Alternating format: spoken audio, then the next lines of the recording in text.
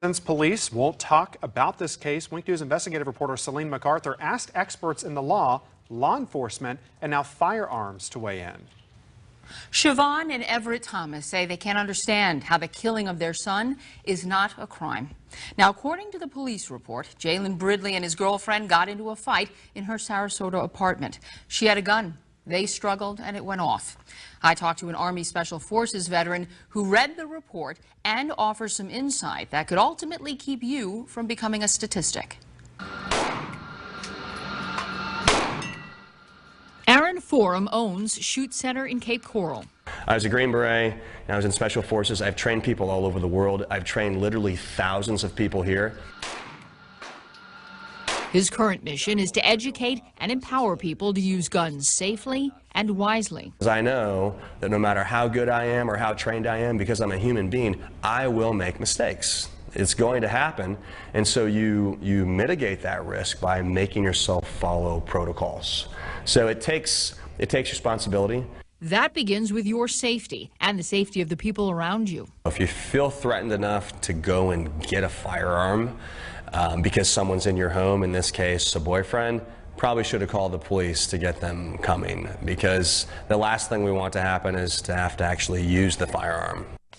In a police interview, the girlfriend told detectives she had the gun, a 9mm Springfield Hellcat like this one, in hand by her side while they fought. There's no external safety, if that makes any sense. So this gun is another prime candidate for always being in a holster until you need to use it. And if you're fighting with someone holding a gun, Forum says it's a bad idea to try and grab it. Police say Bridley did and ended up dead. It's not something that tactically you would train to do.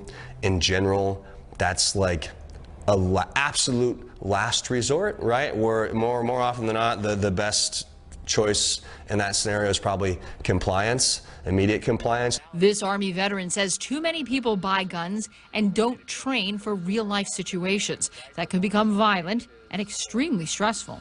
Bridley's girlfriend told police she didn't have a lot of experience, saying, quote, "I never even got to go to target practice with that gun. It's literally like fresh out of the box." It's never a good idea to do something for the first time or even the second or third time when it really matters.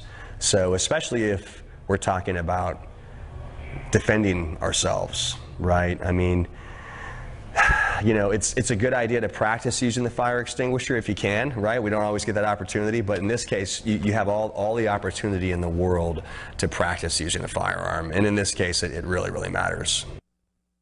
We reached out to the girlfriend to see if she wanted to talk about what happened. She didn't respond.